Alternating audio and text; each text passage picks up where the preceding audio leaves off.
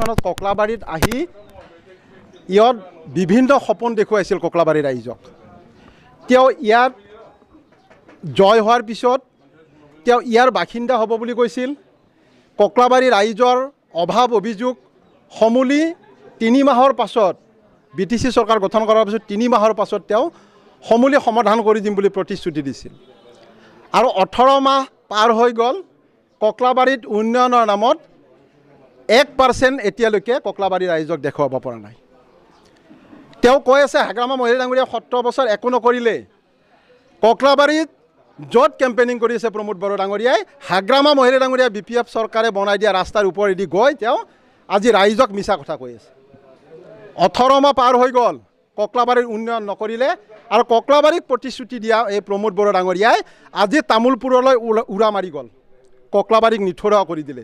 এটা বিৰাট বিশ্বাসঘাতক কৰিলে ককলাবাৰী ৰাইজক। গতিকে ককলাবাৰী ৰাইজে প্ৰমোদ বড়ো ডাঙৰীয়াক যি বিশ্বাসঘাতক তাক আৰু সমৰ্থন নকৰে। আজি আমি য'তে গাঁৱে ভূঞে গৈছোঁ, মানুহৰ যিটো বিপুল সঁহাৰি, আমি সঁচাকৈ খুব আনন্দিত হৈছোঁ যে BPFৰ যিটো কেণ্ডিডেট শংকৰ বসুমতাৰী ডাঙৰীয়া বিপুল ভোটত ইয়াৰ ৰাইজে জয় কৰিব, এইটো কিন্তু নিশ্চিত।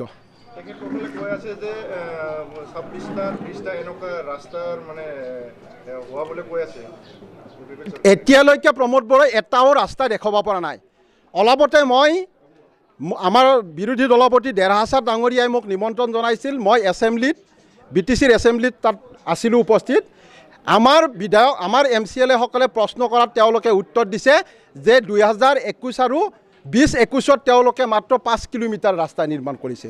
তেওঁ কৈছে 10-12টা ইয়াত আধাৰশিলা স্থাপন কৰিছে, যদি ক'ত তেওঁলোকে বাজেটত কিয় নেদেখালে, এছেম্বলিত কিয় উত্থাপন নকৰিলে যে আমি ইমান ৰাস্তা কৰি আছোঁ, ইমান অনুষ্ঠান প্ৰতিষ্ঠান গঢ় দি আছোঁ, তেওঁতো ক'ব নোৱাৰিলে।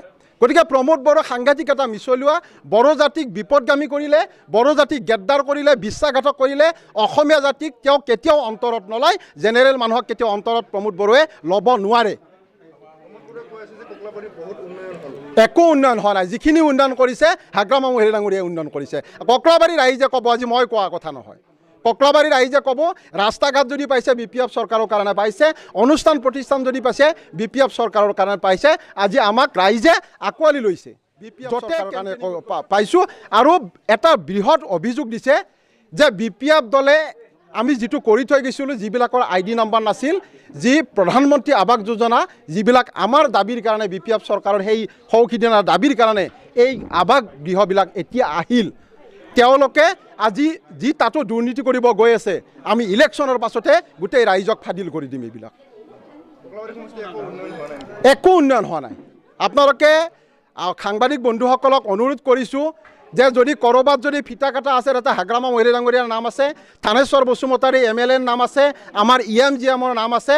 ইয়াত মানে প্ৰমোদ বড়ো ডাঙৰীয়াৰ UPPLৰ কোনো এজন নেতাৰ আমি এতিয়ালৈকে চাইনবোৰ্ড এখন দেখা নাই। গোটেই ককলাবাৰী ঘূৰিলোঁ, শ্লোগান মিছা। কাৰণ প্ৰমোদ বড়োৱে ঠগবাজি আৰু মিছা বড়ো জাতিক সুকীয়া ৰাজ্যৰ সপোন দেখুৱাই ৰাজপথত লৈ গ'ল। বড়ো জনগোষ্ঠীক একেবাৰে স্বৰ্গত বাস কৰাই দিব বুলি ধৰ্ণা প্ৰতিবাদত নামাই দিলে। আজি বড়ো জাতিক কি কৰিলে? আজি শিল কাষত বড়ো আইসকলে কান্দি আছে, প্ৰমোদ বড়ো ক'ত শুই আছে। আজি শান্তিৰ BTCত আজি অশান্তিৰ বিৰাজ কৰিবলৈ আজি প্ৰমোদ বড়োৱে দিনে ৰাতি কাম কৰি আছে। গতিকে এইবিলাক আমি BPF দলে কেতিয়াও সহ্য নকৰোঁ।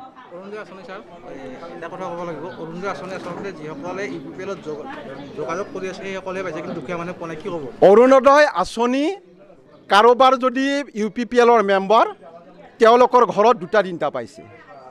কোনোবা যদি UPPLৰ সমৰ্থক, তেওঁলোকৰ যদি দাদিয়েকটোৰ চাকৰি আছে, সৰু ভায়েকটোৰ ঘৈণীয়েকটো পাইছে। গতিকে আমি বিচাৰিছিলোঁ, আমাৰ কেন্দ্ৰীয় চৰকাৰ আৰু অসম চৰকাৰে বিচাৰিছিল যে অৰুণোদয় আঁচনি প্ৰথম প্ৰিফাৰেঞ্চ বিধৱাসকলে পাওক।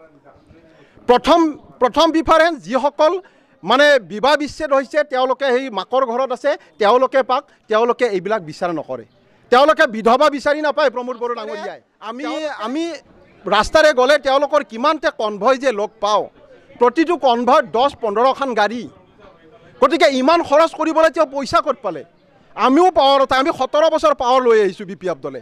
আমিতো ইমান গাড়ী দৌৰোৱা নাই, আমিতো ইমান পইচাৰ পাৱাৰ দেখুওৱা নাই। আৰু ৰাইজৰ মাজত তেওঁলোকে এতিয়া পইচাৰ প্ৰলোভন দি আছে, পইচাৰ। মাত্ৰ পইচাৰে কিনিব নোৱাৰে। ককলাবাৰী ৰাইজে পইচাত বিক্ৰী নাযায়। ককলাবাৰী ভোটাৰ ৰাইজ সন্মানীয় ব্যক্তি, পইচাত বিক্ৰী নাযায়। ইয়াত উন্নয়নৰ গতিত তেওঁলোকে ভোট সাব্যস্ত কৰিব। হাগ্ৰামা মহিলা ডাঙৰীয়াৰ নীতি আদৰ্শ, প্ৰতিটো জাতি জনগোষ্ঠীক লৈ তেওঁ যিটো আন্তৰিকতাৰে কাম কৰি গৈছে, সেই নীতি আদৰ্শৰে BPF দলত শংকৰ বসুমতাৰী ডাঙৰীয়াক ভোট সাব্যস্ত কৰিব। মই ককলাবাৰী ৰাইজক বিনম্ৰভাৱে অনুৰোধ কৰিছোঁ যে BTCত আমি যেনেকৈ BTC চুক্তি স্বাক্ষৰ কৰি 2003 10 ফেব্ৰুৱাৰীত হাগ্ৰামা মহিলা ডাঙৰীয়াই প্ৰতিটো জাতি জনগোষ্ঠীক আলোচনাৰ মাধ্যমেৰে ঐতিহাসিক BTC চুক্তি স্বাক্ষৰ কৰি ইয়াত শান্তি প্ৰতিষ্ঠা কৰিলে, এই উন্নয়নৰ গতি আগবঢ়াই নিলে। গতিকে আমি শান্তি প্ৰতিষ্ঠা হোৱাৰ স্বাৰ্থত ককলাবাৰী ৰাইজক আৰু অধিক আগুৱাই যোৱাৰ ক্ষেত্ৰত উন্নয়নৰ দিশত মই BPF দলৰ কেণ্ডিডেট শংকৰ বসুমতাৰী ডাঙৰীয়াক 8 তাৰিখে নাঙলৰ ছবিত ভোট দিবলৈ মই বিনম্ৰভাৱে কাটৰ মানে বাইকটো মই ৰণগাঁও নাজৰী ডাঙৰীয়াৰ চাইছোঁ। তেওঁ কৈছে, আকৌ তেওঁলোকে মিছা কথা এটা কৈছে যে আমাৰ MCLA সকল বোলে আকৌ অন্য দলত যাব, 3জন বিধায়ক বোলে তেওঁলোকৰ বেলেগ দলত যাব। মই ক'ব বিচাৰিছোঁ UPPLৰ এজন বিধায়কে BPFৰ লগত যোগাযোগ কৰি আছে, কাৰণ অসম চৰকাৰে BPFৰ এজন বিধায়কক মন্ত্ৰী পাতিব। এই মন্ত্ৰীজন UPPLৰ বিধায়কে আমাৰ BPFক যোগাযোগ কৰি আছে। যদি সেই মন্ত্ৰীটো যদি সেই ব্যক্তিজনক দিওঁ, তেতিয়াহ'লে UPPLৰ বিধায়ক বাদ দি BPFত জইন কৰাৰ কাৰণে ঠেং দাঙি আছে। গতিকে তেওঁ আজি মিছা কথা কৈছে। ৰাইজক ইলেকশ্যনৰ ইছ্যু এটা মানে ল'ব বিচাৰিছে যে BPFৰ MCLA সকল যাব। এটাই MCLA আমাৰ BPFৰ যি 11জন MCLA আছে, আমাৰ এজন MCLAও অন্য দলত নাযায়। আৰু যেতিয়াই এজন MCLA, মই আজি আপোনালোকক দি কৈছোঁ, এই 3জন বিধায়কৰ যদি এজন বিধায়কত অন্য দলত যায়, মানে 11জন MCLA যদি এজন MCLA বেলেগ দলত যায়, মই শৰৎ দাসে জেনেৰেল পদ বাদ দিম।